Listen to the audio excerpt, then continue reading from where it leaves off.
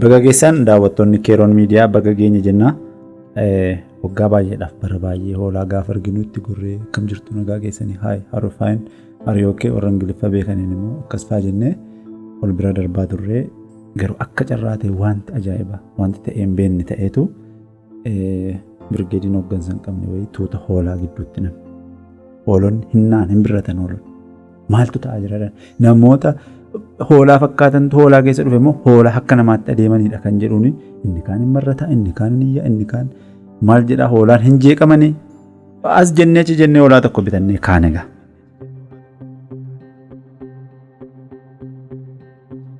Achi baanee gaafa mooraa geenyu namoonni naannoo irraa nu arganii ilaa hoolaa bitanii fuudhanii deemaa hoolaa bitatan hooyi hooyi jedhanii ol duukaa didichanii inni kaan achi garanaa maal jedhee tuma nu duukaa yennee dhufnee hoolaa keenya mooraa keessaan gaannee warri kaan immoo nu lokkooyyoo bitachuu hin dandeenyu attamitti hoolaa nyaatu maa jechuudha nuu qabaa nuuyidhaa biyya jeeqaa jiru kan jedhu rakkoo turee nageenye keenya qalachuutti fufu.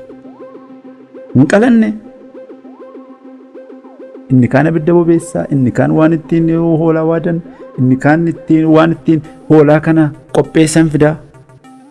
Egaa erga abiddi boba'ee hoolaan waadamee bishaatee booddee qophii kanaa sagantaa kana kan wajjin dabarsinu gartuu diraamaa siitkoomii qarmii jedhamutu ture. Egaa ayyaanni kun warroota kaaniif ayyaana dhalachuu gooftaa keenya Yesuus Kiristoos jedhamee kabajama warra kiristaanaa. Oromoon immoo ayyaana qillee jedhee kabaja.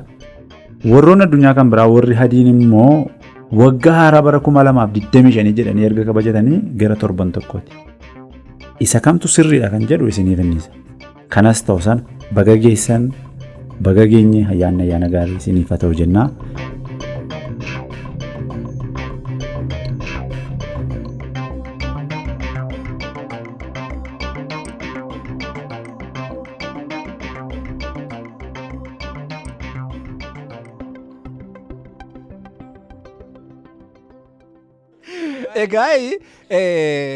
Egaa hoolaan nyaatamaa oolee dhugaa dubbachuuf lafa kanatti waan dandeenye hin jiru hoolaa fayyaa jessanii ajjeesanii nyaachaa oolanii namoonni kaameraa dugda duuba jiran namoonni mooraa kana keessa jiran kaameraa kana dugda duuba nama 20 oltu jira.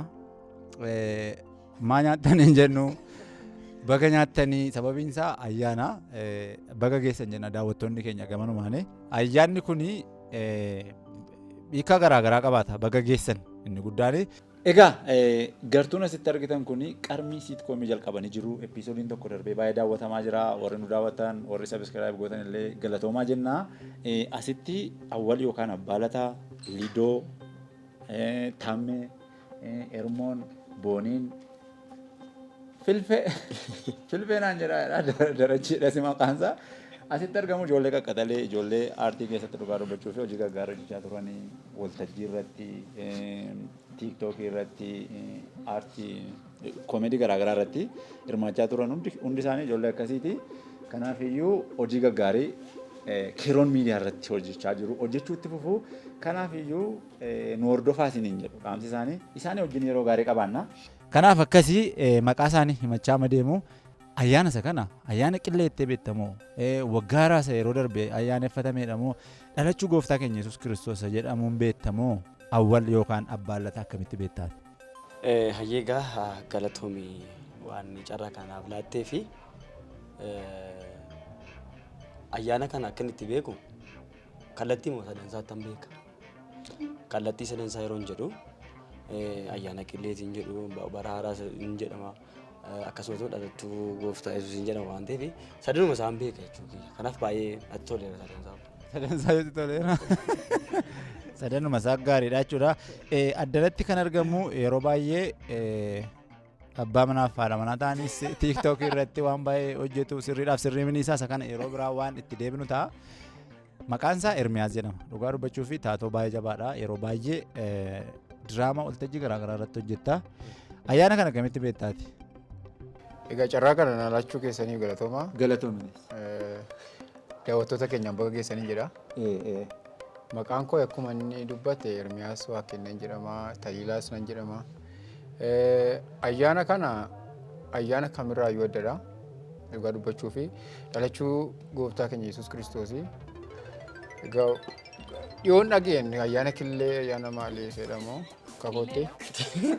Ayyaana killee miti ayyaana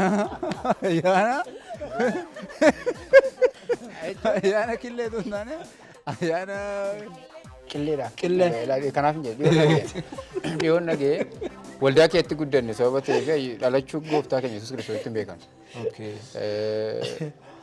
Akka kiristaanaatti iddoo guddaa kan qabudha maaliif dhalachuun ituun hin dhalanne jireenya barabaraan argannu inni sababa amannuufi dhalachuun gooftaa Yesuus Kiristoos ifa biyya lafaa dukkana biyya lafaarraa kaase jireenya barabaraatti sanuu dabale sababa kanaaf iddoo guddaa qabnaa fi ana akka ittiin beekan. Tole tajaajila hin jenneeni. Ayyaanicha na gaafate. Ayyaanatti gaafate.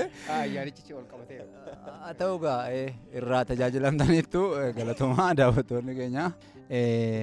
Liidiyaa Asaffaa yookaan Liidoonii baay'ee diraamaa baay'ee keessatti hojjechaa turre bara sirna koofaas turteetti yuutuubii garaagaraa irratti hojii baay'ee hojjechaa turte. Kanaaf mucaa baay'ee qaxaleedha, mucaa baay'ee namatti toltuudha. Sababii hojii baay'ee hojjettee yuutuubii irratti miidiyaa irratti jirtuu fi namoonni karaa garaagaraa akka jedhanitti aga nama 50-60 ol ta'an waraqata manatti akka ergatanidha kan dubbatamu. Isa kana hundumaa keessatti hirmoonis ergateera fakkaata kolfi keenaan taane. Inni kun ammam dhugaadha moo hin soobu? Dhugaa dubbachuuf amma irratti waraqaan ergamee hin jiru. Yaadama. Na amma irratti hin jiru. Akka yaadaatti jiraachuu danda'a garuu. Inni fa'a. Qabiisaaf malee. Karoora isaas qabannee irraa numa dhufa. Inni fa'a. Booniinii nagaadha. Akkaataa itti hoolaa nyaattu baay'ee dinqisiifadheera. Maaliif iddiinummaati hoolaa wajjin qabdu hin beeku. Lafeema turkaana'e. Lafeema turkaana'aa ture. Waa tokko si gaafachuu fi hirma wajjiniin tiiktookii irratti abbaa manaa fi haadha manaa taatanii haadha manaa guggubduu wayii taatee hojjetta. Isuma sirriin nagayeen gurbaa tokkotu mucaan kun akkasitti itti fuftee hojjettee naanii maaltu fuudhaa. Isuma dhugumaatiin baay'ee nama isuma sirriin itti fakkaata baay'ee nama guggubdii akkuma isheen godhattu isuma sirrii fakkaata jedhee akkuma sachirraati immoo booniin kan biraadha. Akkuma sachirraati.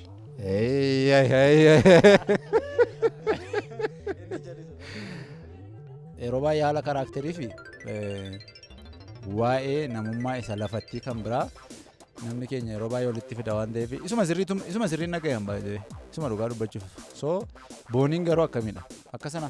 Lakki dhugaa dubbachuu fi namillee an gaariidha ofiin hin jedhu garuu an baay'ee nama gaariidha jechuun karaakterii suni karaakterii haadha manaa hamtuu abbaa manaa hoolaa wayii mul'isa. Abbaa manaa hoolaa.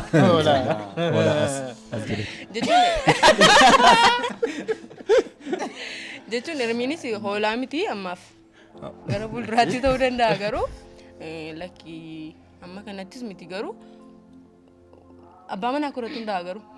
Abbaa manaa irrattis hundaa darbee moo wantichi dhugaa dubbachuuf karaakteriidha. Isa iyyuu rakkattanii maal jettanii uffata ofitti jijjiirtanii rakkoo meeqaan fiddu mitiire. Kanaaf iyyuu akkasiidha boonii hin qabduni qabdeef hin qabduu isheen beeku karaa keessaa gaafadha. Darajeedha maqaan isaanii sirriin filfiluu jedhee ofaa malkaan isaatu cabaadha filfiluu jedha isa hin beenu nuni darajee matti beennaa daraje. Darajeetti beektaa dhugaa. Akkasitti nagayee. Kanaaf amma rakkoon qabu sitkoomii qarmii keessatti mucaa bayeessa mucaa gaariidha. Ilkaan kee kana dhaabsifachuuf baajata mamii si gaafata kan jedhudha gaaffiin koo. Dhugaa dubbachuuf hin dhaabsifaddu. Doonaa danda'ame kana wanta dabalaa. Jechuun dhaabsifachuu karoora hin qabu hammani. Isuma sirrii dubbachuu foduma amma daa'imendii wayii na keessa kaanii amma natti hin tola. Akkamitti cabe ilkaan kee maaltu cabse? Mana jechuun badaallee namaan hin lolu namumatu na cabse. Carraa immoo ta'ee akkana ta'e. Namatti cabse? nama manna cabse maali makiina keessa beedammoo jechuun odeeffannoo akkasii dhageessanii nama na cabse. Haa ta'u gaariidha. Egaa yeroo baay'ee hin qabnu sababiin isaa ayyaana waan ta'eef namoonni taa'anii nu ilaalan oolanii nyaachuuf dhuguuttidha kan isaan deebi'anii.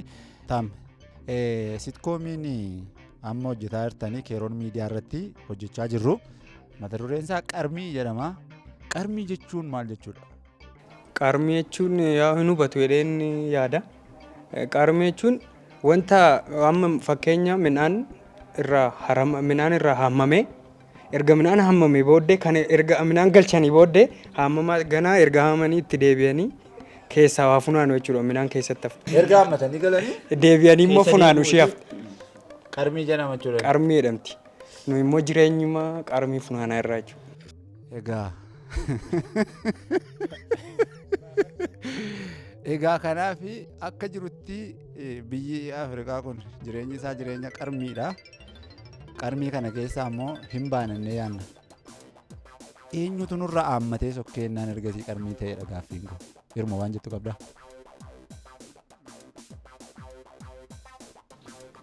Wanta hojjetamu akka aartiitti deebifna malee amma akka inni jedhetti yoo deebifne dubbii biraa kennu gashaa. Dubbii keessa hin galu gaa. Dubbii keessa hin galu. Kanaafuu wanti nu hojjechaa jirru qarmii jechuun isa jalqabaa akkuma isin jettan wanta irraa makaramee darbee dudduubaan akka ituma qarmii bu'attu ruutiin bakkee bal'aatti baatee jedhanii faarfatu dur waldaa kiyaan nageenya. Wanta hojjetamee darbe wanta makaramee darbe teellaadhaan wanta funaanamu dha. Nummoo siitkoomii keenya keessatti mana namaa kee hojjenna. Akka hojjennu immoo miti. Kan namaa hojjenna jire. Kan namaa gaafa hojjettu immoo qarmiidha. Maasii namaarradha. Waan itti hojjettu. Jireenyumti keessanis tarii qarmii fakkaachuu danda'a. Jireenya jechuun akka siitkoomichaatti. Maarree. Maalisummoo. Isuma jireenyuma keenya jiraachaa irraa egaa nurra darbaa fi nuun darbaa isaan beennu. Gaaffiin gosumaanii utuma qarmii bu'attu ruutiin bakkee bal'aatti baatee jedhu duriyeette hin baanetti abdii qabdaa. Kana isaan adeemsan. Warri natti baay'ata. Egaa tolee kabajamtoota daawwattoota keenya baga geessanii irra deebinee baga har'a geessaniin iyyuu waan guddaadha sababiinsa. Carraama ta'ee waaqayyo nu gargaaree naanitti kanarra geenye kanaaf har'a geenye waan guddaadha. So ammas irra deebinee baga geessan daawwattoonni Keeroon miidiyaa. Keeroon miidiyaanii akka kanattiin immoo qophii kanaa kabajaa jedhee oolaa qalanne akka irraa taa'aa oollee jira miti reekaa ilaalaa oolee daawwattoonni ilaalaa oolan egaa waan isin taa'aa ooltan namuma fayyaan gaafanni foon duukaa waan inni taa'aa oolee argaa oollee. Kanaaf iyyuu Keeroon miidiyaatu guutummaa kanaa ispoonsera nu godhee uffatallee nyaata keenya maal godhee teenkii jechuu barbaannaa abbaan Keeroon miidiyaa Galataa Hambisaa jedhama Ameerikaa irraa. Teenkii galatoon ulfaadhu siin jennaani. Egaa sitkoomiin kun dhugaa dubbachuu fi sitkoomii ijoollee qaqqatalee ijoollee yoo xiqqaate as keessaa namni saartifikeetii lama qabu baay'eedha. Aartii tiyaatira baratanii ijoollee waltajjii garaagaraa hojjetanidha. Boriiftaan illee waltajjii kamirratti itti amanee kan hin jedhu yoo waamtan fiilmii keessatti diraamaa keessatti ijoollee baay'ee qaqqatalee fi baay'ee hojii hojjechuu danda'anidha. So kanaaf sitkoomiin kun itti fufaa kutaan tokkoffaan jalqabeera daawwadhaan jedha. Asumaan abbaalataa. Mee akka abbaalataatti daawwattoota keenyaanii waa'ee maa siitkoomii qarmii kana daawwadhaa jechuu fi yaaduma xiqqoo nu hirme. Egaa galatuumaan isiniin jedha. Yeroo tokko namuma ijoolleedhuma kanatiyyi yeroo achi utaalee ol ka'u miidiyaa hinnaananiyyi sina rafeen ture ergumaan miidiyaa qarmii isin jennaan gurra na butee kun akka kanatti waanii jechuudhaafan dhufe hundumti keessaanii karaa sana maqaan isaayyuu maal jetteemu? Keeroon miidiyaa sanarratti waanii jedhaati seen gara olii hoo maali? Sabiskiraabiin maaloo kiraayibii Sabiskiraabii. maaloo kiraayibii sabas kiraayibii isa jedhan sana immoo itti bu'aati achirraan ijoollee qaqqaalii kana nu hordoofaayi ni isiniin jedha. Tole booniini dhugaa dubbachuu fi hojii gaggaarii hojjechaa jirtu hojii nama bashannansiisudha TikTok irratti jabaadhaatti fufaa foloo godhaa foloo hin goonillee mucaas qabdu lafa isin fuutan hin beeknu isa hin beeknu yeroo biraa ol gaafannaa.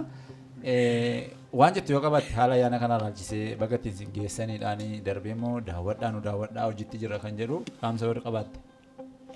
Jalqaba irratti bifa fakkaattii uumaa keenyaatti warri uumta hundi keessanii baga ayyaana kana geessaniitiin jechuun barbaada. Waa'ee TikTok irraa immoo mucaan keenya TikTok irra jira malee lafa hin jiru. Lafa jiraatti kenna. Jechuun kan nuyi ulfaa'es TikTok irratti kan nuyi wal fuunes TikTok irratti mucaan keenyas TikTok irra jira. Malee lafatti waan tokko iyyuu miti manni keenya gahu yaaddi. Kan kollee miti kan saatii fayyadda. Mana jaareera jechuudha karaa biraa indii gama dhiyootti waan mariidhamuudha waan itti oolmiti galatoome. Tole waan jettu yoo qabaatte daroon. Nama filfiluudha. Filfiluudha madaa rakkoon qabu.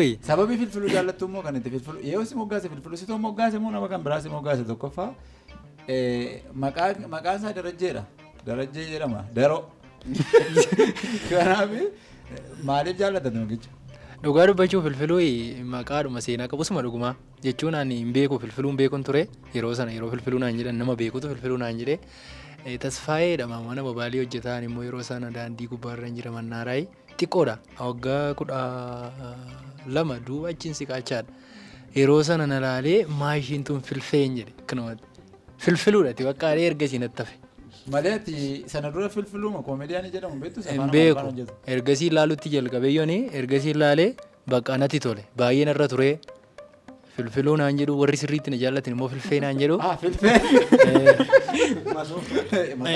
Masoomete filfiluudhumatu filfee ta'e gaafa akkolaammatan. Warra baay'ee wana jaallatu nama rafsiifatudha warra akkas naan jedhanii. Isaan ma tiiktookittan isaan hin gaa singaa dhugaa singaa kuma dhibba meeqa qabu ani garuu xiqqoo tokko hin qabu. Anaatti naa godha ana isaaniitii isaa danda'ame na isaaniirraas dabarsaa dursaa ta'u garuu yuutuubii kana sabiskiraayib godhaa. Liidoonii daawwattoota Keeroon Miidiyaatti waan jettu yoo qabaatte. Ani daawwattoota Keeroon Miidiyaatti wanti hin jedhu yoo jiraate qophiileen kana booddee miidiyaa kanarratti dhiyaatanii qophiilee barsiisoo qophiilee bashannansiisoo qophiilee itti wanti gaarii irraa baratamu waan ta'eef miidiyaa kana akkasiin daawwattan jedha galatoomaa. Tole galatoomaa dhugaa dubbachuu fi yeroo gaariidha yeroo hin qabaanne gabaabamatti dhimmi nuti akkasittiin nuuneef tokkoffaa ayyaana kana waliin kabajuudha. Kabajneerra ayyaana gaariidhaan turre. Inni kan biraan waa'ee maa Keeroon Miidiyaa waan tokko jechuu fi inni biraan immoo qarmii siitkoomidha. Egaa namni akkasittiin bareennee akka sagantaa kan akkasittiin dabarsinu taasisee galatoomii maatiinsaa galatoomaa baga geessan jennaani wanta biraa hin qabnu qarmii sitkoomiin episoodii tokkoffaan yuutuubii kanarratti darbeera baay'ee daawwatamaa jira baay'ee nutti toleera dhugaa dubbachuu fi itti fufa episoodiidhaan sitkoomiidha situational comedy kan jennu itti fufa ijoollee jajjaboodha dhugaa dubbachuuf abbaan lataa iddoon taammeen ijoollee hirmoon booniin filfeen akkasuma ijoollee yoo xinnaate si'a lama fa'aa baratanidha kanaaf ijoollee qaqqaxaleedha ijoollee kanarraa ergaa isaanii waan isaan hojjetanii irraa hirmaadhaa daawwadhaa isiniin jennaa ayyaanicha maqaa baay'eetti moggaafne waan ta'eef hunduma isaa karuma hundumaadhaan warri jirtanii baga har'a geessanii waan amma yeroo kanaatti hojjetu turaniif immoo baay'ee galatoomaa ulfaadhaa jennaa.